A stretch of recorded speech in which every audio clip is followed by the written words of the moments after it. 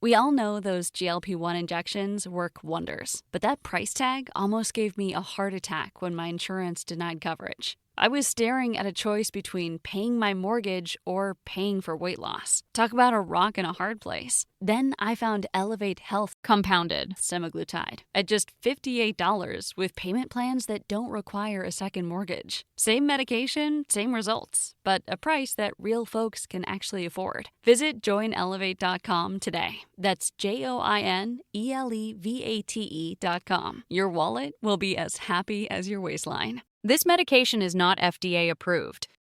The following is brought to you by the Social Suplex Podcast Network. This is All Things Elite.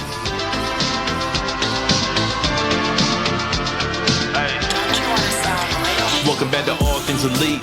Load up the pod, man, it's on when we speak.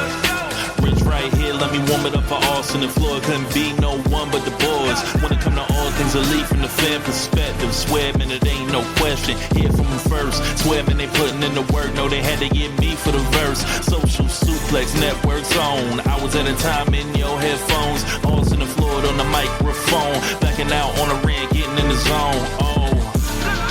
Pulling up the show, give it 7 stars, you already know. Who else could it be but the show with the proclivity for positivity? I'm gone.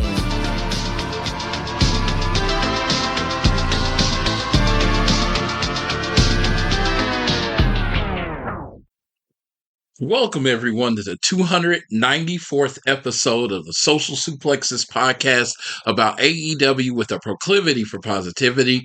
Welcome to All Things Elite. I am your host, Floyd Johnson, and this is the rare flying solo episode. If you've been shocked of not hearing an episode a week over the last couple of weeks, it is because me and Austin have been on amazingly different schedules. I was all set to record last week with our all-out review and Dynamite preview, and I was super excited. And then, as a lot of you might know, that sometimes I have to work doing, the calls or whatever. We had like a work emergency, so I had to stop everything that was going on and work. And then Austin covers sports. It is football season, so he had to work. So that's what we ran into. I just wanted to jump right into that explanation. So I want to make sure everyone's getting, what we're getting from this episode. This episode, I am going to do an AEW catch-up. I know All Out happened a lot of days ago, but I am going to do All Out review. I was in the building. After we missed last week, I realized how extremely disappointed I was that I could not do an all-out review. So whether you take time or listen to this show, which I know some of you are downloading it or not, I am going to go ahead and give a review. I was in the building in Toronto, so I just really wanted to talk about the show. I had a really good time, met a really good person, and I got to hang with my friend Jackie. So yeah, it was just super important that I cover that show. So again, if you're like, man, that's too long ago, that's old news, these are old takes, I've heard it every way, I understand if you don't want to. You can skip forward into a little bit into the show, because I am going to review Dynamite from last week and Collision from last week. You're still going to get a new episode this week with me and Austin as we talk about AEW Dynamite 6th anniversary. We're definitely going to do that. But I am just going to go through it, probably catch up. I don't know how long this episode is going to be. Usually I try to cut it down to 30 minutes, an hour. But I am just, like I said, it's a catch up. It's roughly like 4 shows that I'm going to be necessarily reviewing. Not really recapping. I'm going to give a lot on the thoughts. I'm going to tell exactly what happened, then give my thoughts on what happened. But we had 2 huge announcements for the women's division over the last week. Like, there's been a lot. So I didn't think we could cover it all in one show. The show would have been 3 hours. So I was like, I will do this today. Then we can get back on our schedule. Also, it keeps our numbers in line, because this will be episode 294 as we get closer to 300. So I hope you bear with me. I am going to be recording, breaking, because I can't just as much as you might find it shocking, I can't just talk for 3 hours uninterrupted. So, or whatever. So I am going to cover each part of the show, take a little break. You probably won't even see the break, but just in case you notice, that is how I am recording today.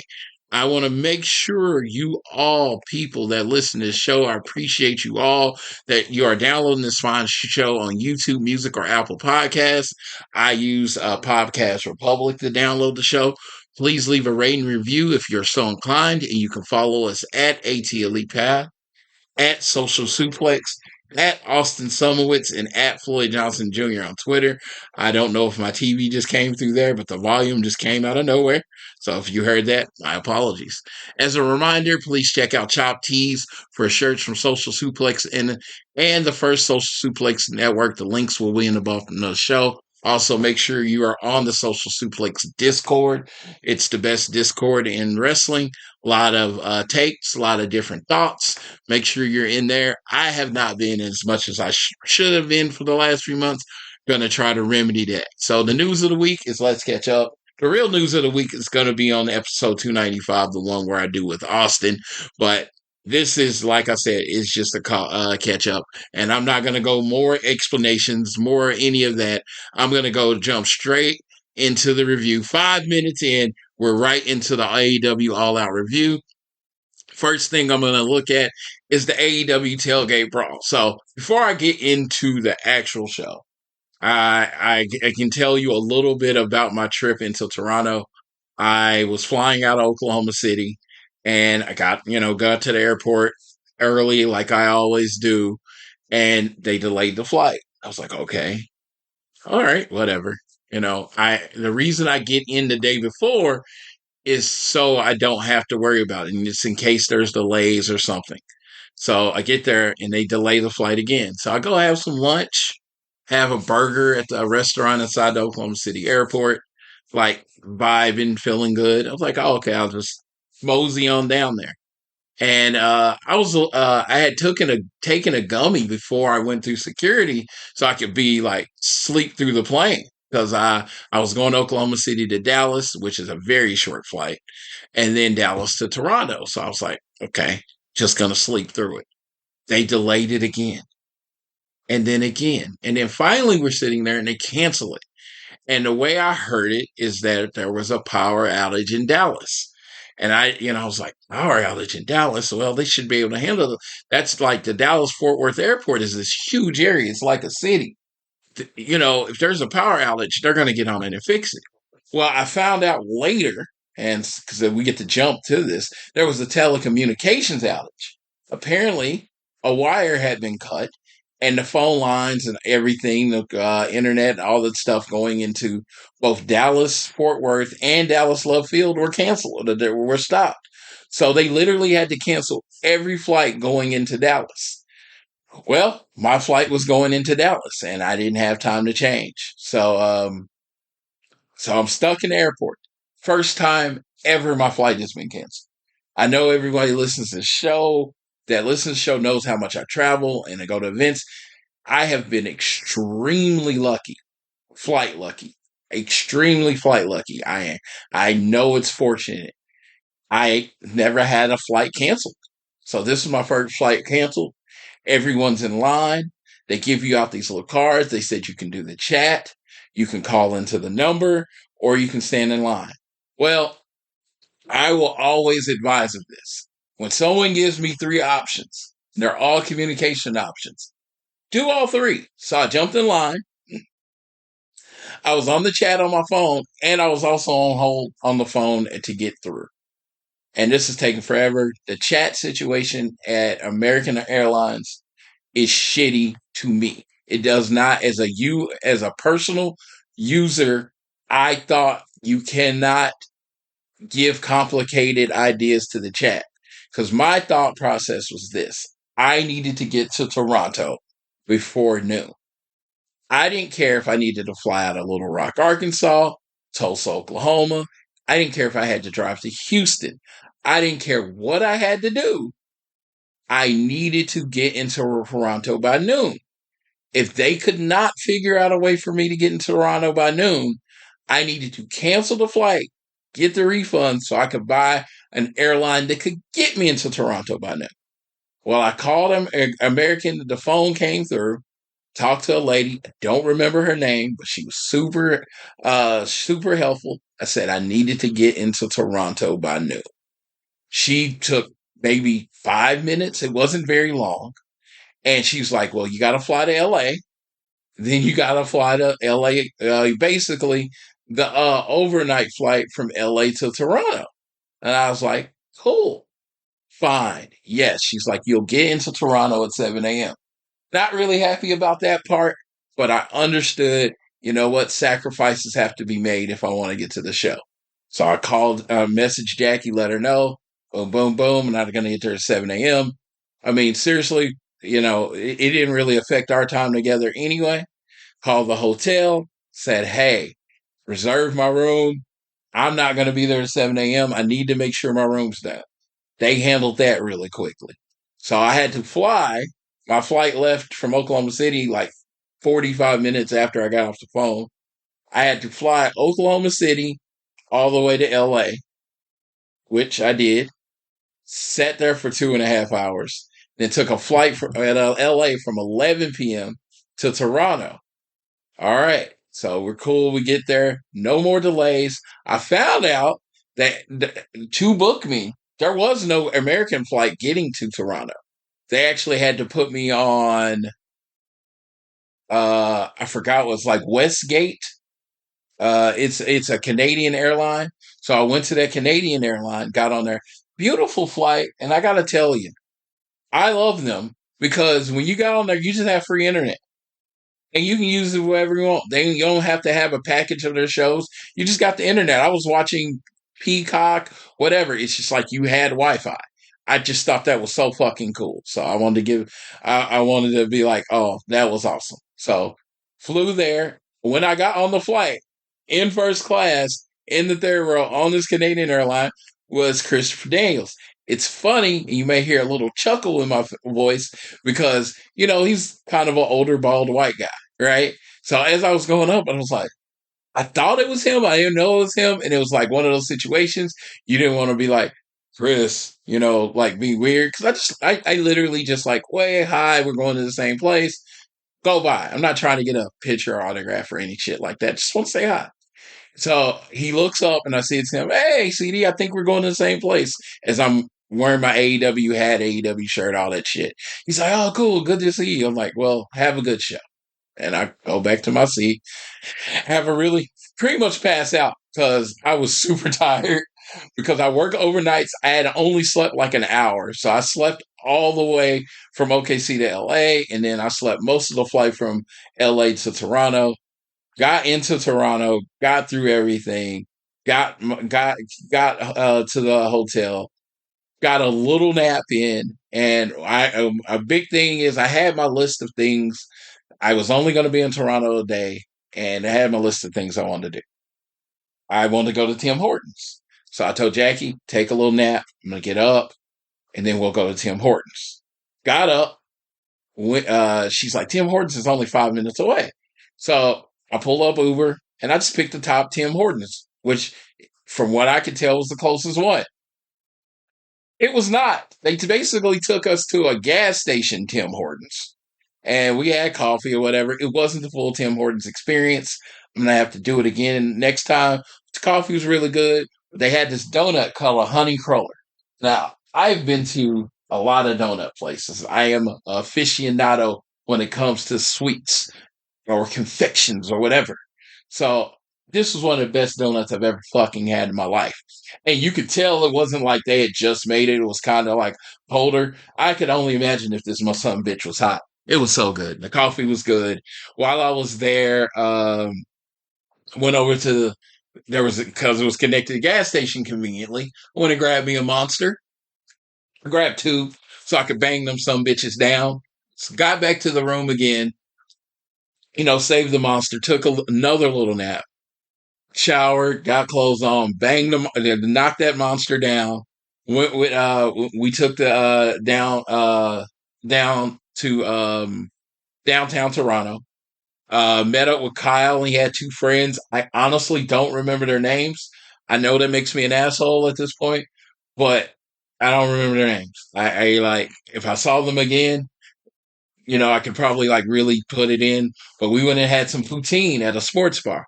Really, I enjoyed poutine, and they said it was not the best poutine, but it was actual poutine. I enjoyed that. So two things off my list: Timmy Hortons and poutine. And then we lined up for the show. And the great thing about going to shows with people from the city, I would have stood out in this long line outside to get in. Kyle had the second way that they get in to go to Maple Leafs. It was covered, temperature controlled. We got in quicker. We went and got our merch, all that stuff. Shout out to Kyle. That's my boy. He got us through quickly. It was amazing. All right. Now I can actually start recapping the show. I just kind of wanted to give you the reason I wanted to do the show is kind of give you a little bit into my trip into Toronto. It took me literally, if you look at the time, I was at the flight. I got into Oklahoma City at 1, right? Flew to LA, so I went back 2 hours. And I got there, and then I left there at 11. So right now, I was in an airport for, at that point, 12 hours. I was then in the flight. So when all math is done, I was in the airport or in the air 27 hours. And I was actually only in Toronto for 20 hours. So I spent more time in the airport, in the air, than I actually spent in the city of Toronto. What I saw in Toronto, I loved. I definitely want to go back as just a trip. I want to take my wife and just go around, take the tours and see Toronto because it's a huge city and nothing like I imagined it. I had never looked up pictures of Toronto, but it is New York big. And so I would definitely want to go spend some actual time in Toronto. We heard some rumors of the Rogers Center where the baseball is, possibly holding a pay-per-view or all-in one day, and I would definitely appreciate that. So I would take the extra days to actually see the city. But I have been to Toronto. I have not seen Toronto. I will say that forever. But as we jump right in, we get to our seats. We're amazing, and Jackie sees this woman I know. And I mean, I've seen her, Mel Coleman, before. I'd seen her plenty of times, so I knew it was her. I didn't know her and Jackie knew each other. So they like, oh my God, and they give each other hugs, and it's really cool because I know who Mel Coleman is. I know her art. She's a very talented woman. But I didn't know Jackie knew her like that. Jax. She apparently knows everyone. And we sit there and talk, and she's with her two friends, and and it gets to the situation. And I say, because generally I sat down and I saw the chairs and I posted the chairs. And this was the first AEW chairs that Dax and Cash were on. So I looked at the chairs and it was a little different. It was almost like a picture. You could tell this was going to be the main event of the show or whatever, or this was going to be the main focus of the show. So I look at the chair and I'm like, God, I have to have the chair. So I was like, hey, one of you three, can I buy your chair from you? I want to give you a fair price for it. I've given as much as $200 for a chair if I really, really wanted it. I've went as low as $50 if the person just really just didn't want to take the chair. Well, in this case, I'm offering money. I'm not trying to get it. And then Mel offers it for free. So I want to shout out Mel Coleman. She knew me for 10 minutes and she offered me a chair. And I promise you, I was going to leave with a chair because I was going to go out and buy a chair from someone like I normally do. But this was an incredibly kind gesture for this woman to say, hey, here's the chair. She's like, I don't want to take it to whatever city she was going to. I'm not saying the city, for what city she was going to, her privacy position. So she's like, I don't want to take it there. So you can just have the chair. That's the first time that's ever happened to me. Ever. So I was thrown. I didn't know how to react. I was so thrown. I wanted to this is a person I don't know, and she is female, so I don't want to get overly handsy, grabby. So I was trying to be very controlled in my reaction because I'm a very passionate person. I'm I want to pick her up, hug her, and swing her around. because she just did this incredibly nice thing to me. So I was trying to be reserved. And unfortunately, sometimes when I'm trying to be reserved and not be too aggressive, sometimes it's like, oh, he doesn't care. But I cared. It was an extreme gesture. So I got to take the chair home, and it was just like one of the best things ever. Best things, best gifts, like best gestures ever. Yeah, it ended up being a gift, but to someone I barely knew, you know, I had never actually talked to her until that day. So shout out to Mel. Thank you. I know you definitely don't even know the show exists, but thank you for giving me that chair. And Jax hooks it up again. Like, of course, I'm not going to ask her if, Jackson introduced and we seem cool. So Jax kind of opened that door. So shout out to Jackie, my dog forever. She's the greatest. And so we're getting into the show. Brawl out. First match, Samoa Joe, Powerhouse Hobbs, the Ops wrestled the Workhorsemen. Basic squash match. Joe and Hobbs look great. Hobbs did this thing where he body slammed Anthony Henry like 10 times, and that was impressive. And it was just like, and of course, he makes it look easy. Shout out to Anthony Henry. Who wants to take those 10 shots in a row? But it got the crowd super into the show. Then they did the thing as they were walking out and celebrating. Katsuyori Shibata comes in and he wrestles Daniel Garcia. They have a match. Distraction. Daniel Garcia then does this new stomp move and finishes off Shibata and gets the 3 count. I like the new aggressive Daniel Garcia. I'm going to say the same thing I always say about Daniel Garcia. Absolutely, because of the positivity. The thing about it is when you're in that group, when you're in the Blackpool Combat Club, and you have these people that just have amazing aura. Jon Moxley, amazing aura. Claudio Castagnoli, amazing aura. Marina Shafir, dude, she found her aura with the Blackpool Combat Club, or Death Riders. Death Riders, I'm calling them. I'm going back to their old name. The Death Riders. She found her aura with the Death Riders. Well, unfortunately, there's one person that doesn't have much aura, Will Yuta, but he gets heat. So Daniel Garcia is in this situation with these incredibly physically good-looking men, and then there's Daniel Garcia. And I know Daniel Garcia is an athlete. He works for AEW. He works out. Gotta bulk up. He's gonna have to. It's like when you're standing next to Daddy Magic or you're standing next to someone smaller, you look fine. But when you stand next to Moxley, until you physically get bigger, you're gonna look like the little brother. When you're standing next to Claudio, until you physically get bigger, you're gonna look like the little brother. Even like Gabe Kidd. Gabe Kidd is not like this super shredded, but he's like this. He's this kind of like solid dude. He doesn't look like the little brother, and he looks more like Mox and Claudio than him. So that's my thing for that is my thing for Mr. Garcia. If you're going to be hanging in this group, use this time. I don't know, call Cesar Bonani or whoever you use. Bulk up. You're going to have to, work on that look, because a lot of what you look can be comparative. And now that you're in the Death Riders, you look small. You've always not been that big, but now you look small. I say the same thing for Wheeler Yuta. It's like, especially with your wrestling style, I say gotta get thicker. Gotta get thicker. I don't even like using that word because, being black, thick was used for women. So growing up, so that's how it was used. So when I say a man needs to get thicker, it seems weird to me. But really, that's the best word to describe it. So I'm making that word gender neutral now. Daniel Garcia needs to get thicker. All right. Then we had Hologram and Paragon versus the Frat House. Again, basic squash match.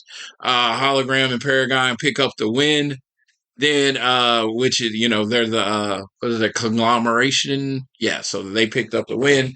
Then we had Willow Nightingale, Queen Aminata, Harley Cameron, and interim ROH World Television Champion Mina Shirakawa versus Julia Hart, Sky Blue, Megan Bain, and Penelope Ford. So that would be the Triangle of Madness and Mega Bad.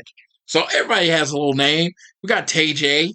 Now, and we didn't get Tay J in this case, but we had Harley, Queen Aminata, Nightingale, and Mina Shikawa. None of them are in a group together, so they don't have any fancy names. But we had the 4-on-4 match. This was a fun match. Everything going everywhere, weapons hitting everything. Willow had got these amazing pictures of Willow where she was up on the guardrail pointing towards us. Loved it.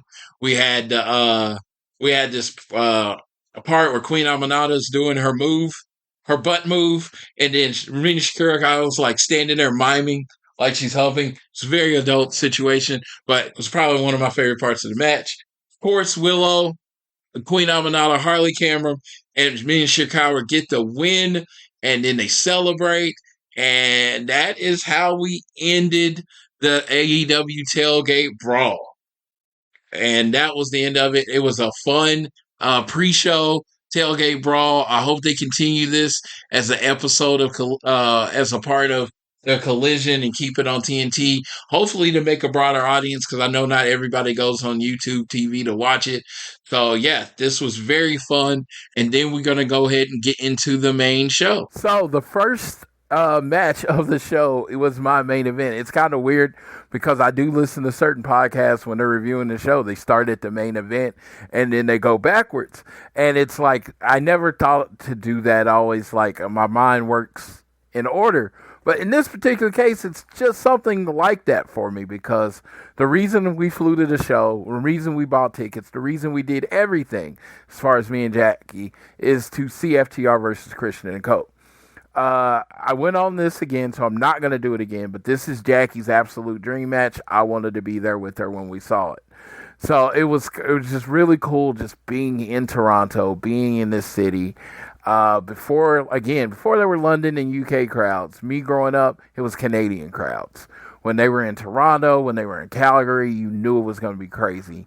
So you get there and you kind of feel the energy. The crowd's kind of hyped before the show.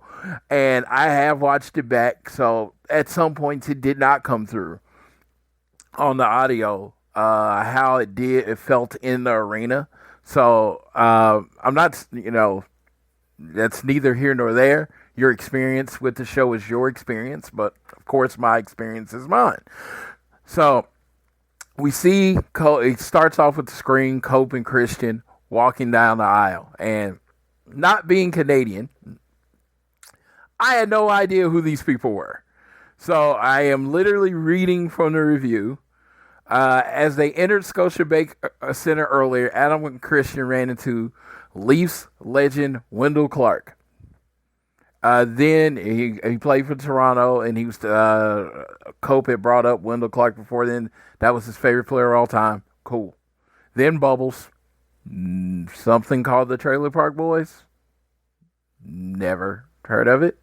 And then a moment later, it looks like a guy that looks just like Bubbles, but he calls himself the Green Bastard, and he says drop a fucking elbow on him or something. They didn't bleep out the F-bombs on HBO Max, which was cool. And Cage quickly dismissed him, said there was something in the gene pool.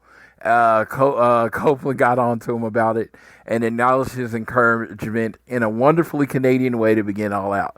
So I thought this was really cool because that's what this was about. If you talk about this show, it was about Christian and Cope coming home. So that part of going in and being in this arena that, their heroes wrestled in or played hockey in or whatever. And I don't even know if this is the original arena. I mean, it looked pretty fucking new to me, so I didn't know.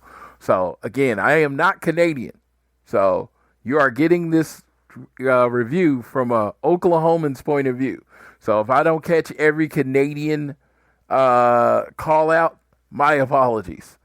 Canada was maple syrup, Tim Hortons. My dad drank Crown Royal, which I found out was a Canadian whiskey, and Degrassi. That was my Canada in the hearts. Don't forget the Hart family. That was like what I go to Canada, and I knew all my CW superhero shows were shot in Vancouver. So, again, as much as I love Canada, I don't know a lot about it. So I don't know about because I watch a fuck ton of Canadian shows, but that's neither here or there. I'm getting off on a tangent. We're talking about the main event here. We are talking about Copeland coming out to the arena on this day. I see clearly. And, you get out there, and I recorded the whole thing because I didn't want to hate. I wanted this moment. This is one of those times I was just back to being a fan. I know I do the FTR thing, and y'all hear it, and I'm like, oh, everything FTR doing is right and wrong. But in this case, that was kind of thrown out the window. I love FTR, don't get me wrong, but of course I always say this. I love pro wrestling more. Always have. Pro wrestling is was and is my first love. So when it comes down to the situations like that, some of the times when I'm just, playing along and stuff, that goes out the window when I'm in a moment like this. And I've actually listened to quite a few reviews on the show, and I've heard their thoughts on the match, and everybody very much entitled to their opinion valid. Honestly, without the emotional take, yeah, I could see thinking what a lot of people thought. This match was good, but not great. But for me, this was my match of the night. For Jackie, this was her match of the night. I don't want to speak for her, but I look at her expression on her face and the damn near tears in her eyes watching the match. I'm thinking this was her match of the night. And as the music comes and stops, and then you have that moment where you think of Cope being in his home and town, in this hometown stadium, and this crowd serenading him to his music. It was awesome. It was awesome to be there for. It's why I do this. This is why I travel. This moment, I like this whole show. I enjoyed the whole show, but moments like this, the I was there moment when Cope was in a match with Christian in their hometown against FTR in Canada, and his music got serenaded to him. That's why I do this. I mean, I love it all, but these moments mean everything to me and to the people I'm with. And I will always attract or attach closer to people that kind of watch wrestling the way I do, with their hearts. So, this Christian's music comes, and it says asshole, and he comes out, and then FTR's music hits, and him and Stowe come out, and Cash is like, you can tell Cash is like, for me, felt like he was standing there soaking up the booze, and Dax is walking around, and they're getting hype, and it's just like, I know it feels like they felt the moment. I can't tell you what they felt, but it feels like they felt that moment. And then they go in and have the match. And I could go through, I've watched the match 3 times at this point, just kind of like trying to keep myself fresh for when I actually reviewed it. It's not like like I'm just playing it over and over again. It's just, I was trying to stay fresh from when I opened the review, but I really wanted to talk about just like that moment. You had Dax and Christian, but you had that moment with Cash and Cope stared at each other, and the direct friendship there, the mentorship there, and that was the moment I was waiting for, and they locked up, and they've probably talked about, I'm not talking about the practice, but they've talked about having this match or whatever, before the falling out and everything. They talked about having this match and what they would do and everything, and I saw that out there, and I'm feeling every moment. I'm feeling everything, and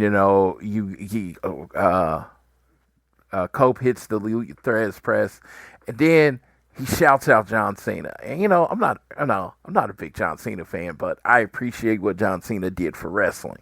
And then John Cena shouted out Cope in a match where he did the spear. So he did the 5-knuckle shuffle, and then did the FU or the attitude adjustment, as some people call it. That's how old Cena guy I was. I still call it the FU. And so they're going through the matches and they're doing like moves, and they try to pull off the Hardys move, and just going back and forth now. And it's just super exciting at this point. Again, I'm not trying to go technical move for move thing. There's no point. I mean, like I said, there's been many reviews before now, so you know the technical move for move part. I'm talking about the emotions of them getting out in the ring and they take out Christian and it's just Cope and it's just FTR and they Dax hits him with the bell and then they hit the spike pile driver, and believe me, they got me. Because I will tell you, there's the fan in me that's just enjoying that moment. And then there's, the person in me is like, oh, Cope and Christians are winning.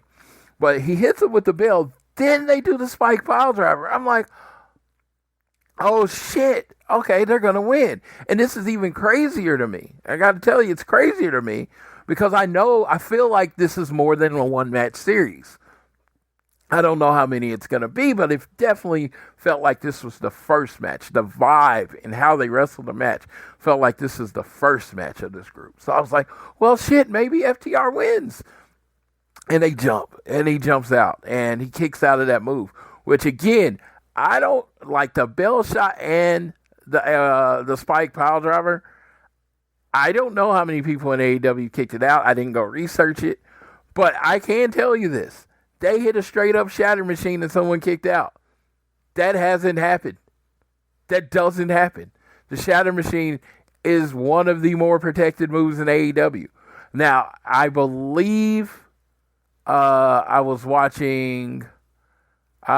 at All In, and I believe they I felt like Nick or Matt might have kicked out, and I think it was because somebody was late to get there. But this was a straight... Christian was out. They hit the move. Cope kicked out. I'm like, what the fuck are they gonna have to do to take this? I'm like jumped out of my seat. Like, what the fuck are they gonna have to do to pin this guy? And Christian gets in and helps. He hits. I believe he hits Cash with the spear, and it's 1, 2, 3. Now, I love this match. This is not my match of the year or anything like that. I thought this was a great match. It was everything I wanted it to be. I thought everyone shined in the match. I did skip a certain part, and I have to skip. I did skip a certain part, so I'm going to run back and catch that before I give more of my overall thoughts. Well, this match, it looks like what's been building up is that Stoke had been throwing powder in people's eyes. And so it looks like he was going up the apron, and he was about to try to attack Christian or Cope, and then music hits. And I'm like, I don't know what the music is. And I was like, is this Gangrel? That was my first thought. Because Gangrel has made an appearance in AEW. I thought it was going to be Gangrel. And then thing popped up, and it said Beth. And I was like, that makes sense. They have been talking about her way too much for it not to be her. And then Beth comes out and hits a spear. Her hair's looking amazing and all Vikingness. Now, I'll tell you right now, anybody that's listening to the show, when in the Divas era, that era that Beth was in, she was it to me. She was my absolute crush. She was buff and feminine all at the same time. I had never seen anything like her. I literally, there was no time. I just like, she was the most beautiful woman on earth. There was a time where I wasn't going out and meeting wrestling. So I was very pumped up, very excited when she came out because she was always my favorite wrestler. The Glam Slam was always one of my favorite moves. Now, one of the reasons I immediately, I went to Jade and I like Jade is because she did the Glam Slam. So it comes out, hits the spear, carries Stoke to the back. And then, of course, now we go back to the end of the match. Christian and Cope win. They're hugging. I mean, Cope is trying to hug Christian. He finally kind of hugs him back. And, of course, FTR attacks him. Yeah, right? And FTR attacks him. They handcuff Cope to the rope. And, and Beth is out the ring. And then they spike pile drive Christian in front of Cope. Dax screams, I want you to see this. And he spikes pile drives. And then, of course, Beth is looking after Cope. Now, this is where, again, the FTR side of me came out. I was in my area, and I was like, she's still in the ring. Drop her on her head. Drop her on her head. I'm screaming it. And Jackie's looking at me like, the group is looking at me because I'm screaming it so loud. And it was like they heard me. I know they didn't. There's 10,000 people in there. There's no way they fucking heard me. What was playing is what was playing. FTR grabs Beth. Boom! Spike pile driver. And I was like, yes! This is FTR being FTR. This is evil, heel. This is all the other words you want to use for it, FTR. This is how I like my bad guys. Now, if you want to see me, you might see me like appeal to MJF. This is why. This is wrestling to me. This is doing the most evil shit possible that extends storytelling. This was like, if you didn't think this series was going to continue, boom, Spike pile driver to Beth. This for series must continue. FTR is getting booed out the building as they walk away. Cope is looking at Beth on the ground. He's looking like he can't believe it. He's still handcuffed. They finally come get him out. He's looking after his wife. And FTR. Now, I understand the record book says 1-0 Christian and Cope over the greatest tag team of all time, FTR. But I don't think anybody leaves the arena feeling like a winner after their woman was dropped on their head with a spike pile driver. I'm just going to say it. I'm not going to say they didn't change the record books. But even though FTR left 0-1, I feel like they won. They feel like they won. So, so this is going to continue down the road. After the show, there was a clip later on. I'm just going to speed through this so I can just keep going through the rest of the show, where Christian Cope said, like wrestling and all this is affecting my family. Betty got hurt. Beth got hurt. And he's like, I got so and Christian's like, I don't have a family, so go see about yours. That was a very emotional moment. He delivered in only the way Christian could. And Cope's like, you do have a family, and they shake hands. And of course, I love it because this is the slow version of Christian coming all the way around. But this was, again, match, segment, everything perfection. Like I said, I don't know how many stars to throw at it. I'm not saying I don't star rate, but I feel like this match with the story and all the emotion in it, I don't think a regular star rating does it justice. Now, I do know there's people out there, the technical execution of everything. There's like 3.5 stars, 4 stars. I think Dave gave it 4.5, but at this point, that doesn't matter. Like, it was an emotional 7-star match to me, and I know it's a 7-star FTR gimmick, but it's the emotional side of it to me. The part that came out, I think it was an emotional roller coaster of different moves hitting, the false finishes, the odes to their old partners, which I always love in FTR matches when they shout out. They even hit the demolition move. They hit, the Dax and Cash is Axe and Smash.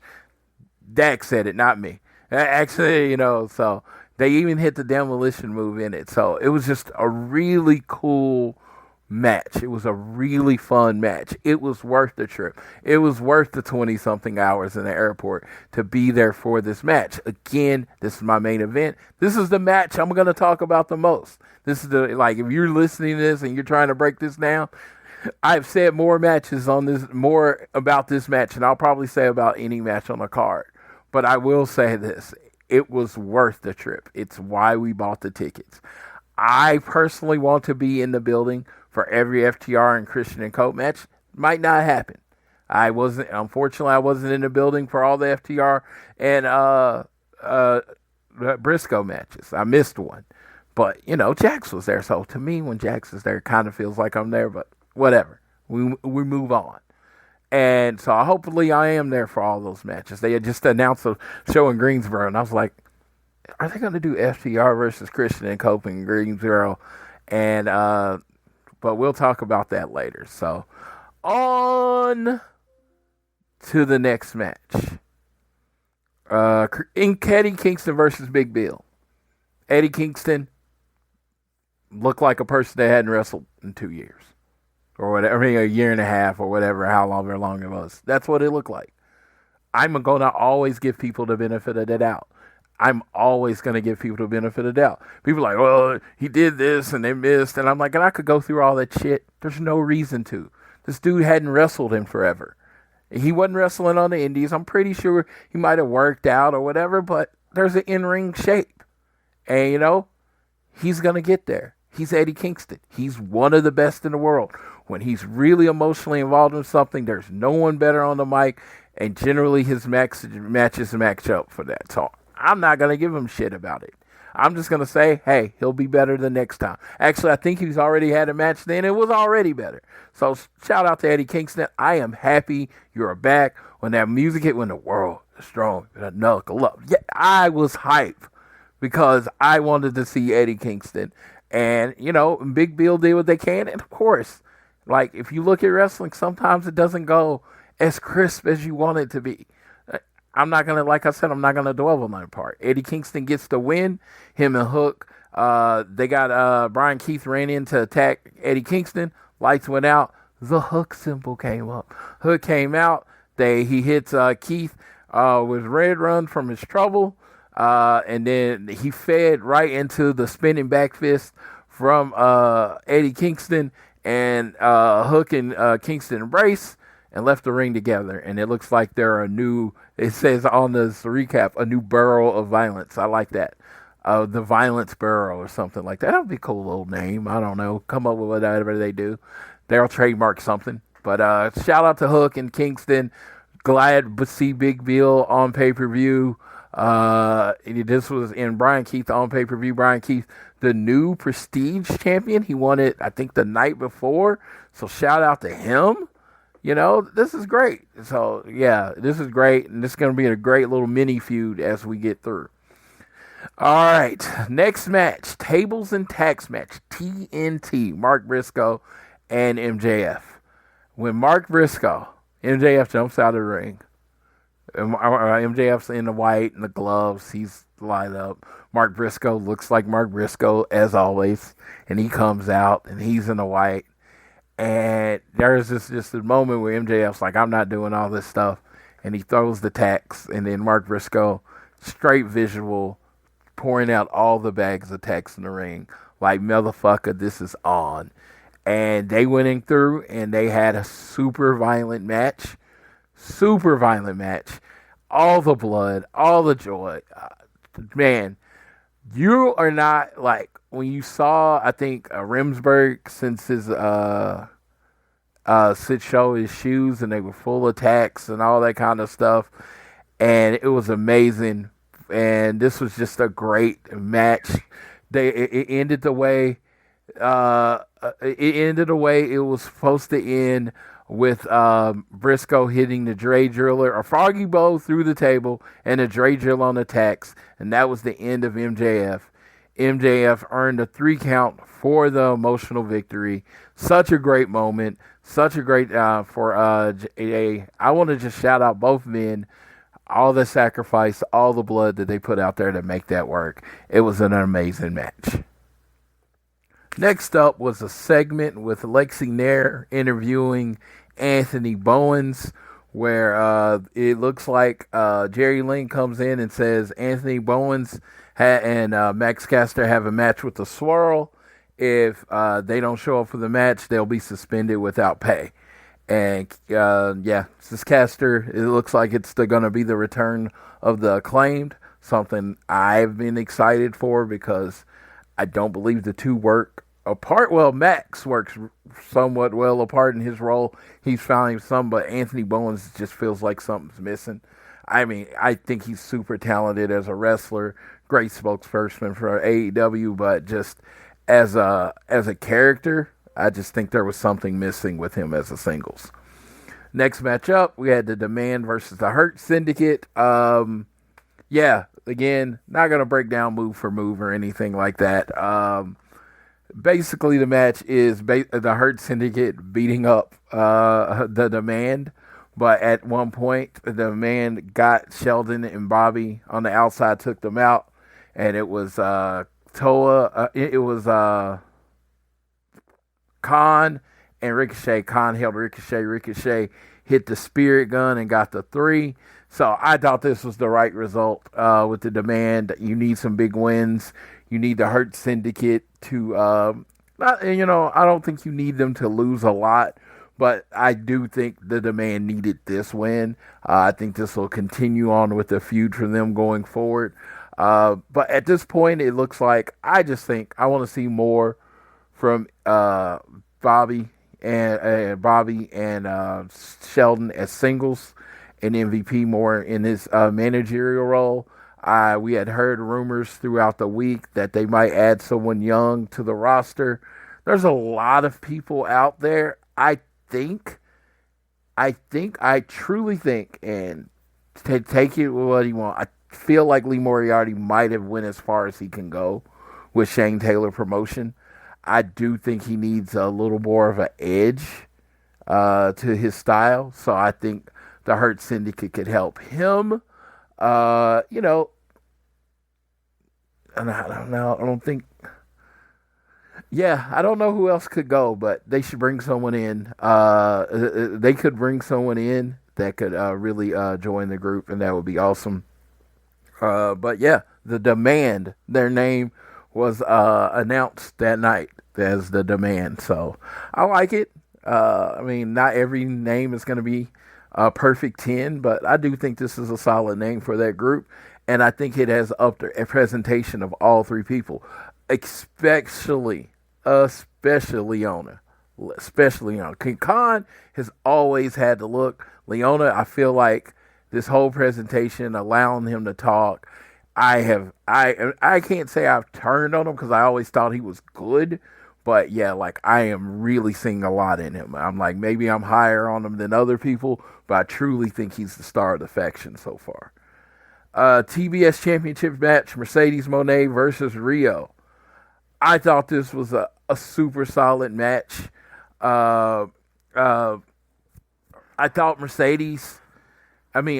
Rio looked like she had found her groove. She worked off the ring rust and found her groove. Mercedes is one of the best wrestlers in the world. The end of the match came. Rio hit a bridge and suplex for a 2 count. Stayed on the attack with a Northern Light suplex for another two count. As the frustration started to show, Rio went back to the attack. Moné grabbed the referee pocket so she could rake Rio's eyes. They gave her the chance to hit the lung blower and a Moné maker for the victory and steal Mercedes Moné. Now, I've heard other reviews, and they talked about how the crowd, quote unquote, died during this match. I can honestly say this. As a viewer of the product every week, as someone that just tries to watch as much as a fan as possible, try to take everything out of it, no one thought Rio was going to win. I love Rio.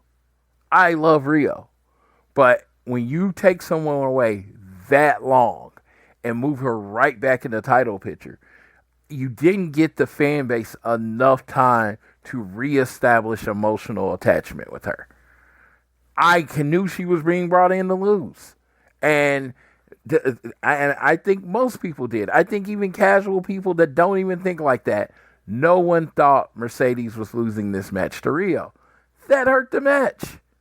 It's like, as much as we want to get into it and it's professionally executed and they're hitting their moments and hitting their timing, it's hard to care about a match where you 100% know the ending. Not 99%, 100% know the ending. And we knew Mercedes was going to win, and she won.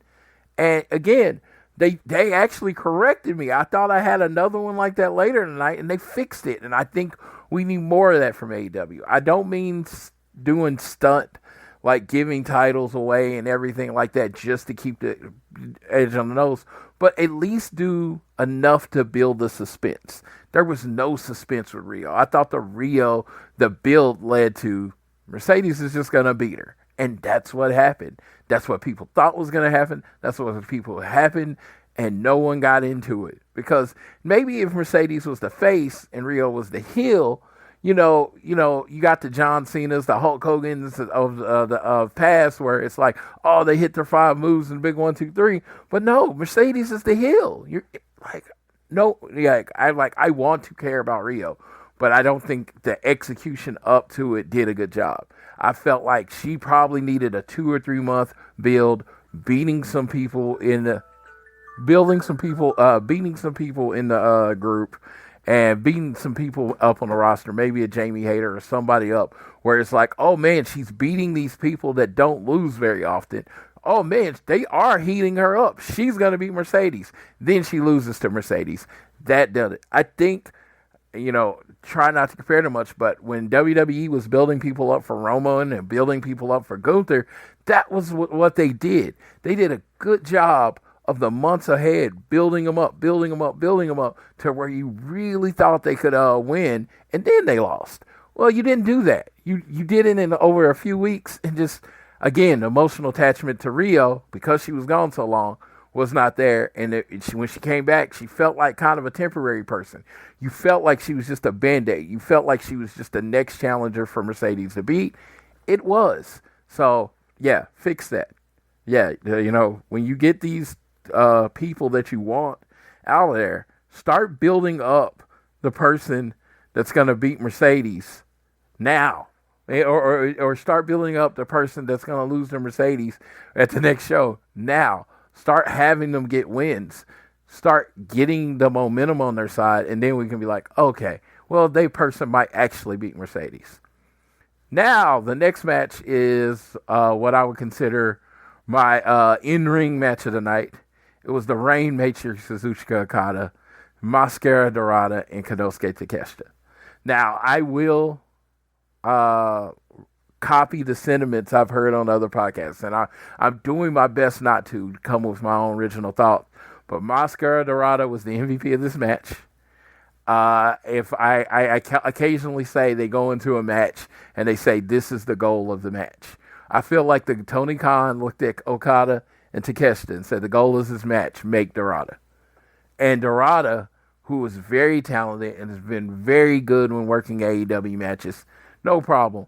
But this felt like my favorite performance of his as far as in AEW, outside of AEW. The best thing I ever saw. I felt like they made him look like $1 million. I thought they made him look so good that if he goes, I could see him they bring him back for the Continental Classic, having a strong run towards the end. I don't necessarily know if he would win, but seeing a strong run. And if you want to build him up to fight someone like Kyle Fletcher or anyone going forward, I actually think he could win because he performed so well in this match and they made him look so strong between Okada and Takeshita that I'm going to believe what he has going forward. So I need this. It's like I often bring this up, but in Bad Boys, he's like, Mike's looking at him like, and they're in the car. That's how you drive. That's how you drive from now on. Or that's how you shoot. Mascara Dorada, that's how you wrestle. Every time you get in the ring in AEW, that's how you wrestle. The person in this match that I saw, that's who I want to see from now on. The match honestly ended the way we thought it was going to end. Takeshita recovered. He met Dorada on top with a superplex and tried to hit the Raging Fire, but was briefly blocked, and then he finished the move.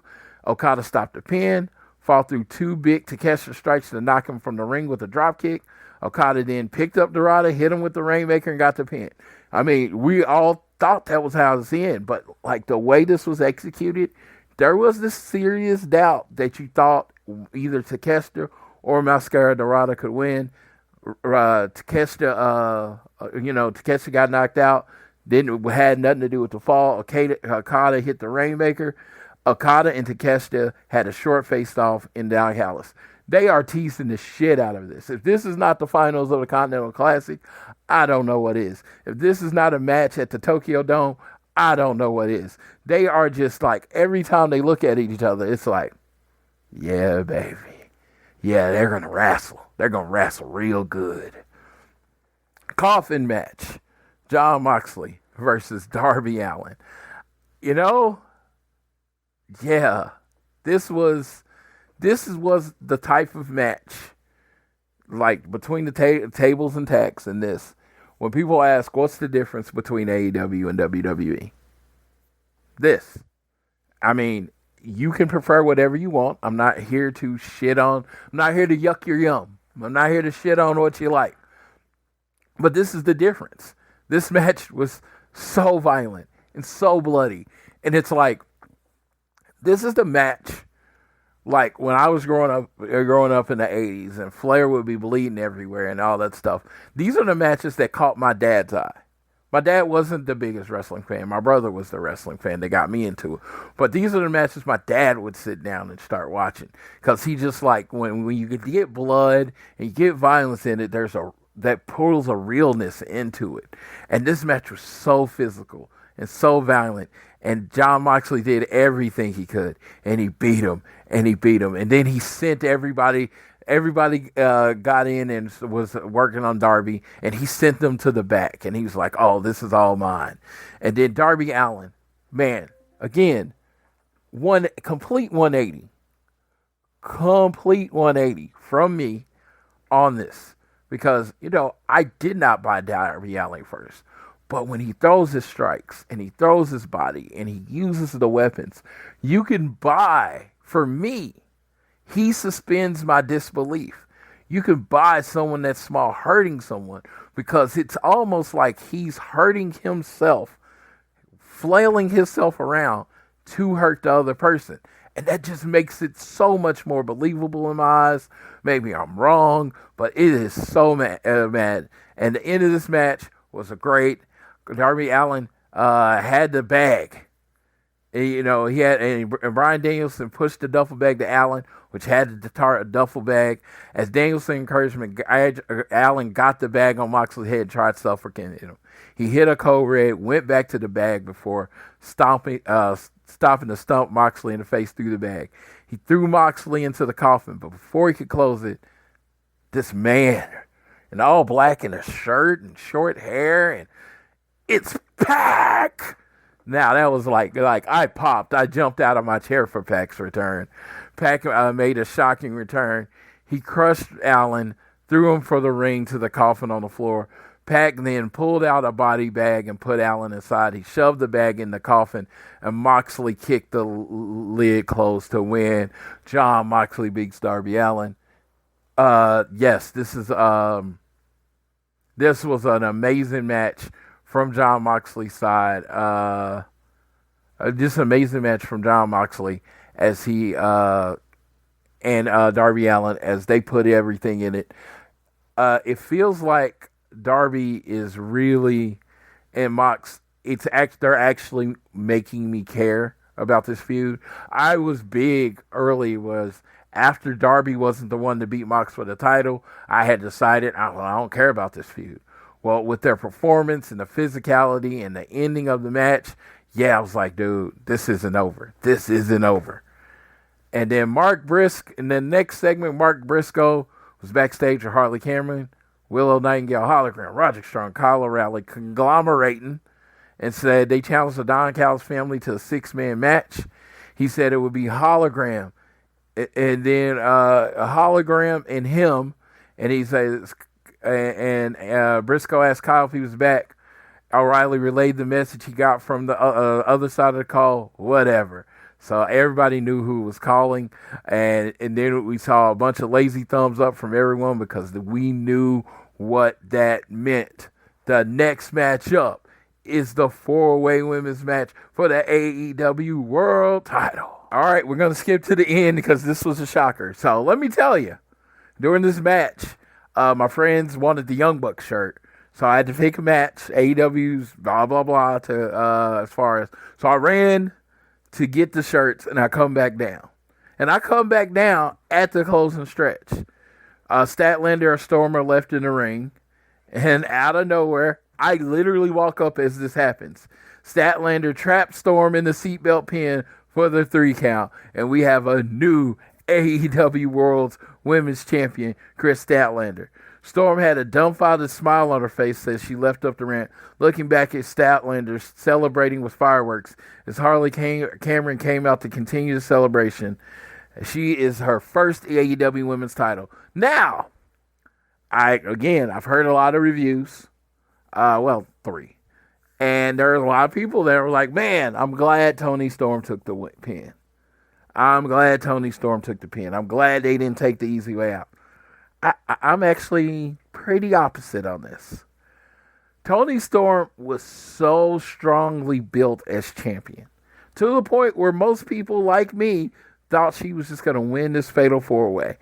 She just dropped Mercedes on her head, ended her streak, ended Athena's streak in the last 2 pay-per-views, killing it so strong, so strong. I wanted her to get beat by whoever beat her, and I don't feel like this fatal 4-way. I still don't think it's a beat. I wanted the other person to be better than her. I don't think this title win does for Chris Statlander what it could have done for Chris Statlander, maybe in a one-on-one opportunity. Again, this is just an opinion as a person watching, as a fan or whatever. I would have just liked her to actually beat Toni Storm. But, right now it feels like kind of a fluke and Toni Storm is just going to win it back soon.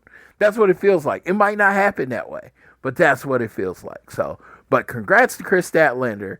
I remember the alien. I got a picture with us touching the fingertips and how far she's come, the different characters, more than a woman, and now she's the world champion. And yeah, I'm very, very proud of AEW Original as the women's champion. It's pretty fucking dope. Then we had an AEW World Tag Team title fatal 4-way ladder match. Brodito defeats Jet Speed, Young Bucks, and Josh Alexander and Hechicero. Josh Alexander, Canadians up in the building. Speedball Mike Bailey, Canadian. He sent out a tweet about 20 years it took to get here, and congratulations to them both. We're going to, again, ladder match. It was amazing. No reason to go move for move. The Young Bucks come back together with the family to launch Knight from the ladder to the tables below. Alexander and Hechicero threw the Bucks out of the ring and tried to go get the titles, but they returned with super kicks and started to scale the ladder, only for King to send off. King gave Bandito a ladder, and he hit a moonsault with it over the post on the Alexander Hechicero. With King watching out, Bandito pulled both titles down to retain the tag, and a wildly impressive performance, if they do say so themselves. This match was a fucking banger. Again, when it comes to it, it'd probably be my 3rd favorite match of the night. Just like lots of action. I couldn't catch everything while watching it. It was amazing. But the story is not them winning. It was great. The story is what happened in the match. As the Bucks standing in the ring, and something's going down because no one that loses stands in the ring this long without anything going down. Jack Perry returned to confront him in the ring. He gave him the middle finger and attacked, but was pulled off by Rocky Romero, who he quickly dropped. Perry turned into stereo super kicks, but the Bucks set up the BTE trigger. The lights went out. We saw Perry, the video of him digging out the coffin, and that was him bringing Luchasaurus, a.k.a. Kill Switch, back to life. When the lights come back on, Luchasaurus behind the Bucks. He took them out with a double choke slam as Perry smiled. Luchasaurus removed his Kill Switch belt and threw it into the crowd. The two embraced, and the crowd returned. And a wave. Yes, Jungle Boy, or Jungle Man Jack Perry and Luchasaurus are back. Another, you got the Acclaim coming back. You got Luchasaurus and Jungle Boy coming back, or Jurassic Express. Dude, felt like last month, I was like, oh my God, I just got to accept tag team wrestling the way it is. People become champions and you never hear from them again. I was whining and bitching and moaning. Because I was whining, I react to what's happening right then. I don't look. I'm not reacting to something that may happen. I was looking at it and I was like, so we got a makeshift tag team as the tag team champions. You're not pushing any of the old tag teams within a couple months. Now you got the Young Bucks and FTR, both in feuds not for the title. They're still in the thing with Christian and Cope eventually. And the Young Bucks now in the feud with Jurassic Express. Now you got Brodito as the champions, who have completely grown on me. Again, it was never that I didn't like Brodito. It was never about Brody King and Bandito. It was about how many matches they had together. It was about a fundamental problem I had with how many matches they had together. That was the issue. It was never about those two. So they've had more matches together. They've picked up wins. They're impressive every time they're in the ring. Of course, I keep an open mind. And again, my mind is changing on them. And now the tag team division went from me shaking my head like I don't know what Tony Khan's doing to now it's like, okay, tag team wrestling is back. So they have greatly improved the tag team division over months just by bringing like teams that they've pushed the acclaimed a homegrown tag team. They should always be a tag team. They might be a heel tag team. They might be a face tag team. They should always be a tag team. Anthony Bowens they're like perfect because Anthony Bowens is everything Max Caster isn't, and Max Caster is everything Anthony Bowens isn't. They got the scissor thing, they got the pink thing. It was like there was no reason to ever break them up. So that's amazing. Jurassic Express, they tried with Jungle Boy as a single. They did. I'm not saying it failed. I'm saying it just works better as a tag team. There's nothing wrong with that. There are some people that would be perfectly fine as singles, but then they work better as a tag team. I feel that way about Kyle O'Reilly. I know, that was probably sacrilege because Kyle O'Reilly's an amazing wrestler, but I like him better as a tag team wrestler. So some people you just like better as a tag team wrestler. I like Jurassic Express better as a tag team. Now they're coming back and they're wearing black and they're a little edgier. Let's go, different presentation. Let's fucking go. I'm excited about tag team wrestling. Welcome back, Jungle Boy. Welcome back, Luchasaurus. I can say your name right. Waving hand. I'll show you my thing. Like, when teams break up, I generally take them off my wall, off of my figure wall. I never took them off the wall because I knew they were coming back. I knew they weren't gone forever. Jurassic Express. And then, the AEW World Championship match. Hangman Adam Page versus TNT champion Kyle Fletcher. At the end of the night, right after the show, this was probably my favorite match other than FTR. I just thought it was so hard-hitting, so physical. It told this beautiful story of Kyle Fletcher just not being ready, not having enough to Hangman. They told you what the story was going to be before this match. Then they went out and executed that story flawlessly, put on an amazing match. Hangman, as the elder statesman, the person that wants to be there, you're just not ready. He hits the buckslide lariat to retain the title. Dude, this match was so good. Like, I'm looking at the show and taking emotion out of it. And you say, Floyd, what's a match? Like, I'm telling my brother, tell me the match that you're going to tell your brother to go watch, to take time. This is the match. Kyle Fletcher versus Hangman. It's not just because it was the main event, because, again, it wasn't my main event. It was such a beautifully told story. It showed what Kyle Fletcher is going to be one day, which I do think if AEW has another level to go to, he's one of the people that's going to build this company around. He's that next guy, the guy of the company. And, MJF's there. MJF's always there. MJF can always be a guy.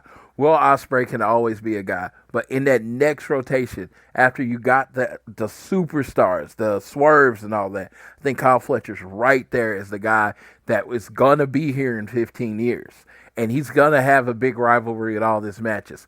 And this match did nothing but show me that he is completely ready to be that guy. Dude, I'm watching him, and I've seen the evolution of Kyle Fletcher. And the fact is he's not there yet. That's the scary part. I truly think he's as good an in-ring worker as pretty much anyone in the company right now. But his presentation and who he is not there yet. That's fucking terrifying. Terrifying. Because that's how good he is. I look forward to traveling so much to see him in the Fast. Hangman does what Hangman does. This is what Hangman does. He's the world champion. He carries this title. Nobody represents AEW original, big match AEW wrestler, all that stuff, better than Hangman. He is the perfect babyface for the company right now. I'm like, is he the long-term solution as champion? I don't know. I'm like, who the hell does know? It's guessing. Some people might know more than me and have a better educated guess. But in essence, he is perfect for right now. When you're going into Continental Classic season, you're going into Full Gear, you're going into this, and you want a face of your company to help just put on the matches that AEW requires you to have when you're in that spot and can make other wrestlers look amazing like he did with Kyle Fletcher. There's no better person than Hangman. Like, I have had my reservations on whether he is the guy or if it was he the guy to take AEW to the next level. Let me be honest. I didn't think so. But God, it's like these first two pay-per-views with MJF and Kyle Fletcher, he is on path to have an all-time world title run. I don't know who his person is going to be at Dynasty, but dude, he's on this path to have an all-time world title run, like an old-school, almost ECW run, where the champion would just be better than everybody else for a long time. Maybe we get one of those from Hangman, and then whoever the guy is that really steps up and beat him, it'll matter. Maybe it's Will Ospreay in London next year, but I think this could be Hangman's signature title run. So I just wanted to let him know how much I appreciated this match, what he did for him, and most importantly, what he did for Fletcher. Because I was always told growing up that was the world champion's job. It was like, no, he was supposed to carry the company and look good, but he was supposed to make those next guys look like, man, they're so close. They're right there. So there's anticipation for when they become champion. So shout out to Hangman. I really enjoyed All Out. I don't know where I would put it in the order of greatest AEW pay-per-views ever. As one as me, it's always going to be my favorite. It's probably in my top 5 because of company I was with, the match that I was with, where it happens. It's more, to me, wrestling is more than just the technical everything that happens in the ring. It's everything that surrounds it. The location, the crowd, the company, the matches on the card. All of that determines whether I like the show. Now, if you want to be Siskel and Ebert, I know I'm probably aging myself, but I don't know any great movie critics now. But if you want to be Siskel and Ebert and break down every spot and every arm drag and be like, oh my God, the timing was wrong there and he wasn't in the right spot and I saw him scoot. If you want to do that, do it. I have no problem with that. I'm not trying to yuck your yum, as I say. Be you. But I don't be me. I'm an emotional guy. I like the emotion of it. I like everything that involves with it. And nobody's better in an emotional wrestling that I love right now than AEW. So that is it for AEW All Out. I will be right back. You probably won't even notice. I'll just jump right back into it because I'll edit the shit. But I will be right back to cover AEW Dynamite from Pittsburgh. Did I say Pittsburgh? I didn't mean to say Pittsburgh. Well, AEW Dynamite from Pittsburgh. It was from the Peterson Event Center in Pittsburgh. I was there for the 5th anniversary of Dynamite last year. I went with my friend Chris Rain. Shout out to Chris. I was anticipating this show. Chris went to this show for one particular reason, and we will address that at the beginning. He was unsatisfied. No Britt Baker. I am an unapologetic Britt Baker fan. She, to me, not even to me, she is the OG AEW women's wrestler. She, at one point, I felt like was one of the biggest, if not the biggest draws in AEW. I don't know if it's just me. I mean, I know a lot of people feel that way. I think doing a show in Pittsburgh and not having Britt on it sucks. Now, I'm not talking about the show. We have not gotten to the show. I thought the show was amazing, but I just if you have a show in Pittsburgh, Britt needs to be on it. I think they did 2,700 people. Gotta think Britt not being on the show hurt the number just a little bit.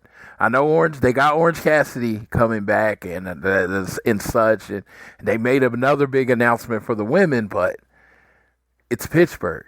I mean, literally, you've done shows called Britsburg. She is on your roster. She is healthy. Like, as a fan, we want explanations. I know we probably don't deserve them. We don't. Work product and such. We probably don't deserve it. But as a fan, someone that dedicates their free time and everything to this show, like when Tyreek Hill gets hurt for Miami, we get an injury report.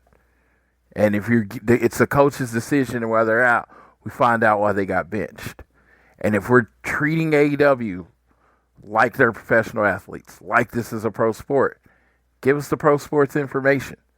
Hey, why is she out? I know it's coach's decision, but why is the coach making the decision? Is she hurt? Is she whatever? Well, we don't have anything for her. Like, it's Britt Baker.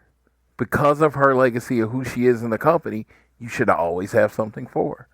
I'm not going to, drown this out. I'm going to go straight into the show. But I want to get it out the way so I can give every person that I talk about on the show the focus they deserve. I don't want to have my mind distracted trying to figure out where to get Britt in. But, yeah, if you're going to do a show in Pittsburgh or Britsburg, you've sold shirts with that on there. So don't act like I'm making something. I got the terrible towel that says Britsburg on my wall right now. So this is not something I'm making up or some fantasy booking. You called this city Britsburg. You are not doing a Long Island show without MJF. You're not doing a show in North Carolina without FTR. You're not doing, if you're in San Antonio and she's healthy, you're not doing it without Thunder Rosa. You don't do a show in Pittsburgh without Britt Baker. All right, now I'll move on. Hangman opens up. He cuts a promo saying he told the protostar that he pushed him to a nice level. He wondered where he'd go from there. But as fighting champion, he was going to face the best wrestler Pittsburgh had to offer, not named Britt Baker. And that was Lee Moriarty, who I'm a big fan of. Big fan of Lee Moriarty. So we're going to have Hangman versus Lee Moriarty later in the show. AEW kicked off with Brodito, the AEW World Tag Team Champions, versus Gates of Agony, Bishop Khan, and Toa Leona. Again, we get towards the end. Gates of Agony put Bandito down with a double choke slam. When he liked his finish, King made the save in the nick of time. King sent Leona to the outside and followed with a big dive while Bandito hit the 21 plex on a Khan for the successful championship defense. So I thought this match was really good. Thought it was really exciting. Another notch in the belt of Brody King and Bandito, aka Brodito. Another drive in stake in the Floyd was fucking wrong about this tag team. But again, still want to reiterate, it was never about the two people. It was about their time together. It's just a preference of mine. I want tag teams to be established before they win the tag team belts. I know, it's weird, because you know what? Singles people just come in and win the title on the first day. No, that doesn't happen, does it? Right, I get it. All right, who is the conglomeration's mystery partner? The least shocking thing, Mark Briscoe said the word of the day, I think, was anticipation. The word of the day was mystery, so he couldn't give anything away. However, he woke up this morning and decided to put on some sunglasses on because his future was bright. And with that, Briscoe and Hologram put on familiar sunglasses and exited with the rest. So you kind of knew who was coming up. New AEW Women's World Champion Chris Statlander is ready. Her and Harley, things move really fast when you make decisions. She stared a hole through Paquette as Cameron continued her antics. So, right then, it felt like Chris Statlander was saying that she was with the Death Riders. And, I was all for her doing the heel turn. So, got to see what's happening next. Had AEW World Champion Hangman and Lee Moriarty. Thought this was a good match. Everything I praised Hangman on as far as making Kyle Fletcher a star on Sunday, I felt like this match was missing all of that. I felt like it was just a match. I know Liam Moriarty's from Pittsburgh. I don't know if there were some nerves, but I felt like this match was just a match. Hangman won. I wouldn't even say it was bad by any means. It was just a match. And you're in Pittsburgh with this kid from Pittsburgh. I think you try, when whatever time you have, you try to put on an epic and you try to make it look like Lee Moriarty is coming up next and has a chance to win. I don't think anything came out of that. It was just a match, and the match was over, and it was a good performance. After All Out, this was a segment that happened after All Out. I talked about it during the show. I said it happened later in the show. It didn't. Apparently, it happened on Dynamite. Cope is going home to take care of his family. Okay, that's the storyline. The real thing is apparently he's shooting some TV shows, and then I saw he was cast in a new movie today. I saw that 30 minutes before I got on here. He is cast in the Beekeeper 2, the Jason Statham movie. I saw one, and that was the most Jason Statham movie to ever Jason Statham. One of my favorite genre of movies is Jason Statham movies, because I truly think there are action movies, and then once a person like Jason Statham has made so many, it's like a subgenre in that action movie is a Jason Statham movie. So Beekeeper was very much a Jason Statham movie. The Beekeeper 2 is going to be a much bigger and high budgeted Jason Statham movie. And Cope's in it. So I'm very excited about that. Hope Cope keeps continue getting roles, because I like seeing him in the movies. I think he's a really good actor. From Haven. I think it was called Haven. I don't know. Like Vikings. Everything he's been in, I've enjoyed. I am one of those people that if it says a wrestler's in the movie, whether it's horror or whatever, I don't like it, I at least check out the movie or buy a ticket just to support the wrestler. So, hey, looking forward to Cope and whatever he has coming up. FTR and Big Stoke are cutting a promo. FTR, Dax says he accidentally apologized. Beth personally didn't like that. I wanted it to be on purpose. Don't apologize. So I did that, No, it was the fakest apology ever. The accident with so many holes in it. I loved it. It was so dastardly. It was amazing. But he wouldn't apologize for dropping Adam on his neck or Cage on his brain, but he wanted to address Beth. And he's like, I thought it was your husband, so I picked you up, and as cash left off to your safety, I dropped you on your head by accident. And that's why you stared at Cope right after, like, this is what I did to your wife. I love it. I can't wait. Yeah, you got to do it again. Yeah. After another insult by Harwood about Beth being a woman, he was interrupted by the music of Willow Nightingale. And I was so happy because Willow's music makes me so happy. I was so happy. I was like, Willow, my girl coming down. She's going to join FTR. That is not what happened. She says, women like Beth are the reason women like me don't take shit from guys like you. That line bothered Harwood enough that he had to walk away as Pittsburgh cheered on Willow. She gave him another chance to apologize or said they could leave the ring. Big Stoke decided to address his former business associated, claimed it's past 9 p.m., so it had to be past Willow's bedtime unless she had a problem. And with that, she slapped him. It's not going to end right with Willow. As FTR and Stark went away, they turned back to attacks, and Speedball, Mike Bailey, and Kevin Knight came out. I have been anticipating this. I am excited. I am wrestling aroused right now. I have been waiting for FTR and Speedball to do their thing. FTR has had this amazing run on a collision of matches. Speedball, Jet Speed, and I think are a great tag team, and I love how they're doing it. They're not, they've been together like 3 months and they aren't tag team champions. I'm shocked by this. So I'm all about them. They seem to be building up correctly. This is why I've always thought FTR's role, again, this is outside of the, my FTR fandom. This is their best role in the company, is working with young tag teams. And I'm not saying Speedball is young, but I'm saying the tag team together is young.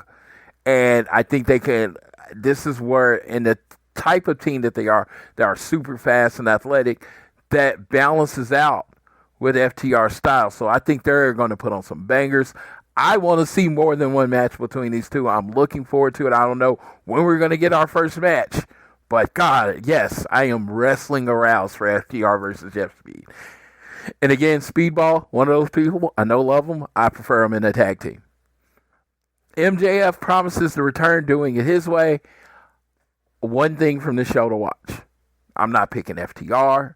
I'm not picking the title match. I'm not picking the flamethrower. I'm picking this promo.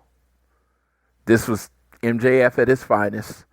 It seems to be agreed upon across. This is what MJF does. You almost want him to lose at the pay-per-view. You want to root for him to lose, because when he loses, he gives you one of these. Now, I know there's 5-star matches, 7-star matches, 8-star matches. But, dude, this was a 5-fucking-star promo. And I think 5 is too low.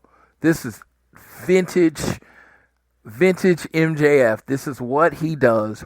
This is a threat not to Mark Briscoe. This is a threat not to Hangman. This is a threat to AEW. This is a threat to the fans that he's going to come back and be everything that he knows he is. He's talking about how the whole I forgot what they're talking about when they were a tag team with Adam Cole. Forgot the name of it because it was, stupid. How that threw him off and he hasn't been able to get back. Such a real, like most bullshit reasons in wrestling, right? No, Dax dropping Beth on her head accidentally. But this was real. He's addressing a time that really everybody thought the MJF character changed. Oh my God, this was so good. This is classic. I'm not I wouldn't go word for word. Maybe if Austin was on, he'd do it. He's better at reading it. But I will say, go back on Dynamite and watch this promo. The conglomeration. Mark Briscoe, hologram, and a mystery partner versus the Don Callis family. With Don Callis by his side, he had something to say before the match. He reminded everyone of his world-class painting skills and showed off some of his past work. Then he's asked for his latest masterpiece to be rolled out, which was on the gold frame covered in a red sheet, and that was perfectly centered at the top of the entrance ramp. Unveil it! And it was Orange Cassidy. And he came out to Where's My Mind? And Orange Cassidy, Mark Briscoe, and Hologram wrestled against Kazuchika Okada, my favorite singles wrestler, Konosuke Takeshita, and Hachishiro. A lot chaos and action ensued. Takeshita and Hologram traded big impact moves with Hologram, sending Takeshita out of the ring thanks to a destroyer. Hachishiro attacked Hologram, but Cassidy was there with an orange punch, and Hologram followed with a portal bomb for the win. Apparently, at some point during this match, Kyle Fletcher comes out, cuts a really good promo, challenges Hologram for Dynamite Anniversary title versus streak. It's on.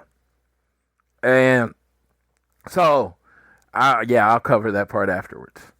Mina Shirakawa cuts a promo saying Tony's not there, but she will be her best to take it to Chris Statlander in their match tonight. Jurassic Express returns at AEW Anniversary. So then we had the Death Riders, Claudio Castagnoli versus Powerhouse Hobbs of the Ops. All right, so let's get towards the end. Pac appeared on the apron with a distraction allowed Claudio to catch Hobbs with the uppercut from behind and roll him up for a win. Before anything happened, Samoa Joe ran down to chase away Pac, but in the ring, Hobbs sent Claudio over the top rope to a waiting Joe. Then Pac returned with Willa Yuta and Daniel Garcia to attack Hobbs. When the numbers against the Ops, Hangman Adam Page came out to help the Ops. They held the ring as the Death Riders retreated into the crowd. Tony Khan announces the AEW Women's World Tag Team Champion. It was his important announcement. And I am happy for everybody that has anticipated this. Now, I'm like, seriously, the women's division, we've had tag teams all through the company. Women that have been teaming together, and they didn't have a goal. They didn't have anywhere to fit. TJ has been together forever. Then it was, Tay and Harley Cameron, and now we got the Triangle of Madness. We have Mega Bad. We have all these teams in the company, and they have no goal as a team. They win matches, but as far as there's no team goal, and now they have one. I think the belts are beautiful because they look just like the other belts, but with women's on it, which is amazing. I'm looking forward to it because these belts look gorgeous. And so like I said, I know there are a lot of women's wrestling, AEW women's wrestling fans that have been clamoring for these belts. So I am very excited that it comes out this. Now, I do have a thought because I truly believe since the third week of January, AEW and their shows have truly been in their bag, as the kids say. I think they have come up with a way to get everybody on TV and the time that they had. Now they have to make time for a new title. And I hope they can find the balance. I'm not being negative. I'm just simply asking and addressing a concern before the titles come out. Can they find the time to feature it? What's going to happen the first time they do a pay-per-view and these belts aren't on it? Or they have a tag team title match in it? It's like, how are they going to balance this out right? And I look forward to seeing them do it. But there's some trepidation on my part that I really, really have liked the pacing, the madness, pacing, and how many people are on AEW show every week. And I think they really found their groove. So this is going to be a change. And I hope they can adjust to that change. I'm confident they can. But again, just throwing out questions out there. AEW's Women's World Title match, Chris Statlander defeated Mina Shirakawa. I thought Mina looked good in this match, but in essence, it was just a match. She hit the seatbelt pin. She used the seatbelt pin yet again. This was the main event of the show and got the pin. That's been the story. The Death Riders come out. They try to welcome Chris Statlander to the family. Yuta raised her arm, offering congratulations, saying welcome before Statler dropped him with a short arm clothesline. She ducked Shafir, ducked a Shafir attack, gave Moxley the double middle finger right to the face before escaping through the crowd with Cameron. And yeah, big celebration. Again, shocked me. I thought at that point Statlander was going to grab Harley Cameron and give her the short clothesline and join the Death Riders, which would have been amazing, but that's not what they went with. They went with the shocker, and I think AEW needs this. More misdirection. I, as a fan, thought they were going left. They went right. Now I'm intrigued about where it's going to go for. And if it's leading to Marina Shafir getting a world title match, I am very excited because I love me some Marina Shafir. Darby Allin comes out, chases the Death Riders away, and he says, at Wrestle Dream, Jon Moxley, Darby Allin, I quit match. I am loving this. First match show out before Wrestle Dream. We have a big match announcement. I'm going to be there in St. Louis. We have Darby Allin versus Jon Moxley. The last second title matches work, but this helps build anticipation. I am looking forward to Darby Allin and Jon Moxley and I Quit match. And Darby Allin's going to set someone on fire. And next week, Darby's going to team, or this week, which is the 6th anniversary, Darby's teaming with Statlander to face Yuta and Shafir in a mixed tag match. And that's going to be fun.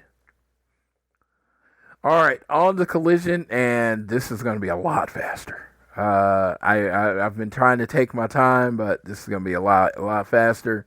Kyle Fletcher attacks Hologram in the match and apparently injures corruption detected, clone activated soon. Only real Fletcher was attacking Hologram. Apparently this was the write-off for Hologram, as he actually had a lower injury and he is out for the rest of the year. So they had to do a replacement later. I will let you know who that is. Jon Moxley, Dan Garcia, and Claudio Castagnoli. The Death Riders beat Daddy Magic, Kyle O'Reilly, Roderick Strong. Magic got tripped up by Moxley and turned into a stomp from the former champion. Garcia came in, did his stomp move to Daddy Magic and pinned him. And then Brody King came up, said next week, or this week, on the 6th anniversary, it's going to be Brody King, Bandito, and the returning Kenny Omega versus the Young Bucks and Josh Alexander. So this is like, the pillars, like the beginning of the company match. If you think about the initial guys, now you have the Young Bucks on the show. You have Kenny Omega on the show. That's pretty cool. Bringing in the Brodito and Josh Alexander. So this is going to be a big match. Willa Yuta and Marina Shafir of the Death Riders defeated my boy Rosario Guerrero, my paisan. He has shirts that say that. The big cannoli, Rosario Guerrero, and Rachel Ellering. Yeah, this was a squash. Yeah. Yuta, he called Darby a slimy freak who's escalated things so far that the Death Riders will have to put him next to all the dead bodies he saw on Mount Rushmore, which sounds terrible and frightening. Hangman Samoa Joe are united. They're excited for their match at the anniversary versus Jon Moxley, Daniel Garcia, and Claudio Castagnoli. If there's anything from this show that I say watch, make sure you watch Samoa Joe's promo right here. It was vintage Samoa Joe. Max Caster and Anthony Bowens defeated the Swirl. They both tried to run away. Jerry Lyon made them come back to the ring.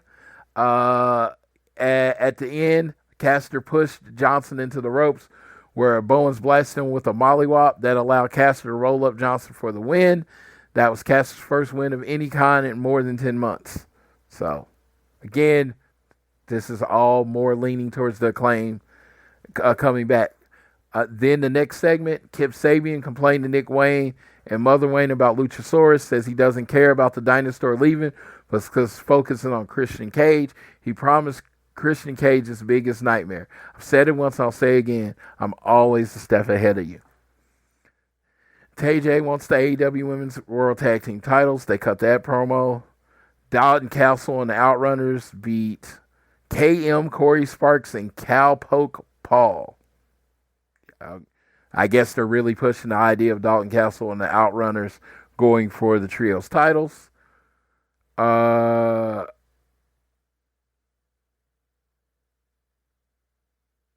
MJF and Mark Briscoe, MJF, they both cut promos. MJF said he's not coming back until he's really ready to come back. Protostar beats Commander. Holograms down. Orange Cassidy has stepped up to take on Fletcher for the TNT champion on AEW Dynamite 6th anniversary. So an AEW original versus some of the new class of AEW, which is Kyle Fletcher.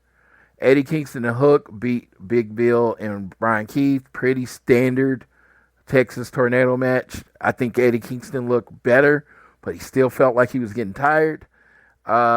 Keith had no help in the ring, succumbing to a spinning back fist from Kingston and a red run by Hook.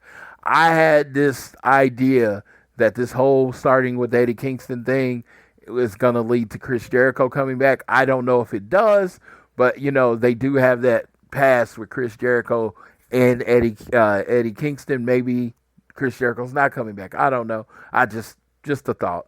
The Bang Bang Gang, boom, boom, bang, bang. Bullet Club Gold introduced a new member, and that member is Ace Austin. And yeah, because they did this thing with Austin. They did this thing where Austin Gunn and Austin was like, Austin. It was really funny. Ace Austin is now rolling with the Bang Bang Gang, BBJ. Jamie Hayter defeats Julia Hart of the Triangle of Madness. That match was a match, but the big news out of this was after Sky Blue attacked Hayter after the match. Queen Monado came in for the save as Stekla joined Hart and Blue on the outside. Hayter grabbed a microphone and said, "There's only one way to settle this with 3 simple words." Let me channel William Regal when I say blood and guts. Yeah, so that's exciting. And then some news, November 12th, live from Greensboro, North Carolina, North Carolina. The AEW presents for a Dynamite, Blood and Guts. These are the Dynamites I miss. Back when Dynamite was Dynamite and there was 4 pay-per-views a year and you'd have these big Dynamites every quarter. These are the Dynamites I miss. Oh my God. I literally I called JR. I called Mr. Chris. I called Tyler. I called my wife. And I said one prevailing message. Whatever you do not let me buy a ticket to this show. I want to go, but I have a big November, and I'm just got tickets to Wrestle Kingdom. I'm going to Japan in January. I just can't, like right now at my current schedule, I can't make it work. I want to. FOMO is fucking killing me. You don't understand how much I want to just roll over to my computer and buy the tickets right fucking now. And they're not even on sale yet. I think the pre-sale's like October 3rd. It's so depressing, but I really do want to go to a Blood and Guts. I will go to a Blood and Guts. I always just pack my schedule too tight. I need to learn to leave open for things like this. But yeah, I think I'll be missing Blood and Guts. It's highly likely I've been missing Blood and Guts. My boy Chris said if there's a name that's announced for Blood and Guts, we're definitely going. I have no choice. And I say, all right, Chris says it, gotta do it. But yes, that was Collision. So I think we're fully caught up on the shows that are coming. And now we're looking at our 6th anniversary preview show. I've pretty much announced everything that's coming, but it's just been kind of spread out. But Kyle Fletcher versus Orange Cassidy for the TNT title. We have the Death Riders versus Hobbs, Samoa Joe, and Hangman. Timeless Tony Storm returns. Darby Allin and Chris Statlander versus Willa Yuta and Marina Shafir. Josh Alexander and the Young Bucks versus Kenny Omega and Brodito. So Jurassic Express returns. And I wonder if all of Jurassic Express returns. And yeah, that is the card for the show. I am looking forward to it. I'm going to post this and I'm going to put a little question that they ask on AEW. What's your favorite moment from the 6 years of Dynamite? Maybe what's your favorite performance or whatever. And, most importantly, the 6th anniversary of Dynamite is officially 2.5 hours. So there's no overrun. The show actually goes from 8 Eastern to 10:30 Eastern, or 7 Central to 9:30 Central. So it's probably going to even go over that. So it's probably going to be closer to 2:40, 2:45. But yes, that is it. I did it. I caught you up. Happy. I know you'll be listening to this show the day after, but the 30th was International Podcasting Day. That's actually what inspired me to do this show. I love this. I love doing podcasting. I love talking to you, and I hope everyone enjoys what I have to say. Hopefully, I bring a unique energy to whatever I did. I know it was just me and not Austin. I prefer the show with Austin too. If you do, it does not hurt my feelings. But I really did want to do this catch up because I really wanted to cover AEW All Out. Thank you for all that took time today to listen to the show. Any news and notes we are gonna cover on the episode that comes out later this week. Again, this was just a catch up. This was pretty much not necessarily an abbreviated show because actually I talked for a long time. But I thank you all for putting up with me. I am not gonna go do the long intro. Thank you, Jackie, for going on the trip with me. I appreciate you. I look forward to more travels. Shout out to my boys, Chris, JR, Tyler. They're always there for me. And when I need someone to just tell me no, sometimes I have a really hard time telling me no. So with that, I will leave you how I always leave you. And which means I will be talking to you in a couple days, whether it's home, work, or school. Always do your best to be elite. Bang.